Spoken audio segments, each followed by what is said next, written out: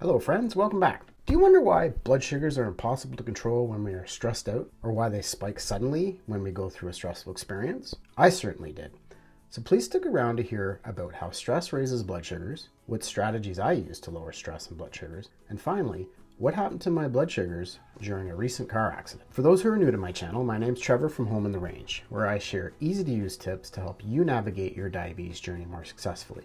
I've been living with type 1 diabetes for 42 years, worked as a diabetes educator, and raised 2 type 1 kids, and have a mission to share everything I've learned along my diabetes path. Please remember this is my experience and not medical advice. I am definitely not a doctor. Before I get to my strategies and what a car accident did to my blood sugars, I need to explain a couple things. So the fight or flight response is the body's natural reaction to a perceived threat or danger. It involves a series of physiological changes, things that happen inside our body, that prepare our body to either face a threat, to fight it, or escape it.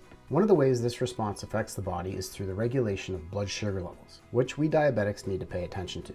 When a person experiences a stressful or threatening situation, like a car accident, the brain signals the release of stress hormones, such as adrenaline and cortisol. These hormones play a key role in the fight or flight response and have several effects on the body, including influencing blood sugar levels. When the fight or flight response is activated, the body signals the liver to break down glycogen into glucose and immediately releases it into the bloodstream. This rapid release of sugar provides a quick and easy accessible source of energy, preparing the body for immediate action because muscles need fuel. The next thing it does is it decreases insulin sensitivity. Insulin is a hormone, like a key, that helps regulate blood sugar levels by allowing glucose into the cells.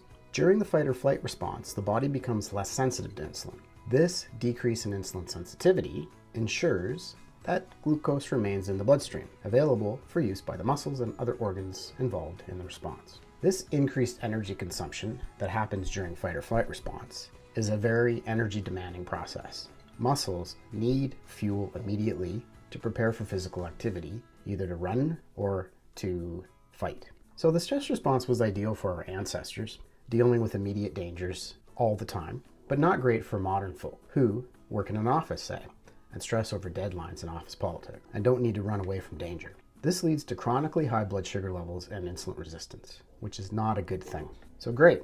So what do we do about it? Basically, we try our best to manage stress levels. So here are my 5 strategies I use to manage stress levels. Strategy number 1 is sleep hygiene. Try to get good quality sleep. No screen time before bed, dark room, cool room. Try to go to bed at the same time every day and get up at the same time. I personally notice a huge difference in my mood and stress and diabetes when these things are out of whack. Strategy number 2 is exercise, or frequent exercise. This is my antidepressant. Literally, it does 2 things for me. It stabilizes my blood sugar, increases my sensitivity to insulin, and mainly boosts my mood. Any exercise is good, but I like the activities that are physical and fun, like boxing.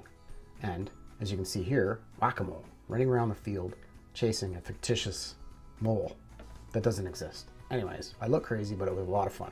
Choose one activity or exercise that works for you, because if you enjoy it, you're likely to keep it up.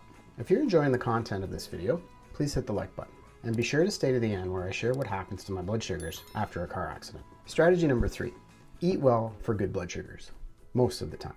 This one is one of my most important strategies because high blood sugar only makes the mood worse. And this is a tricky one also, because we all know how motivation to eat drops when we're stressed. So I try my best 80% of the time, and 20% I reach out for that comfort food. Strategy number 4, stick to the plan, your diabetes plan that is. I try consistently to take my insulin for meals and pre-bolus, take my meds as prescribed, and make every effort to keep my blood sugars in range as much as possible by monitoring my continuous glucose monitor and blood sugars. This is hard when feeling stressed, but having blood sugars that are high only worsens mood and makes it harder to manage stress. Strategy number 5, general stress management. Here are a few things that I do to keep my mental and emotional wellness in check. Mindfulness, which I've talked about in previous videos.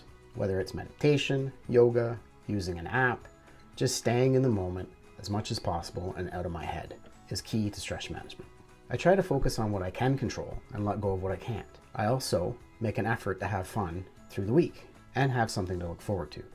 Whether it's date night, whether it's having dinner with my family, or going out for coffee with a friend.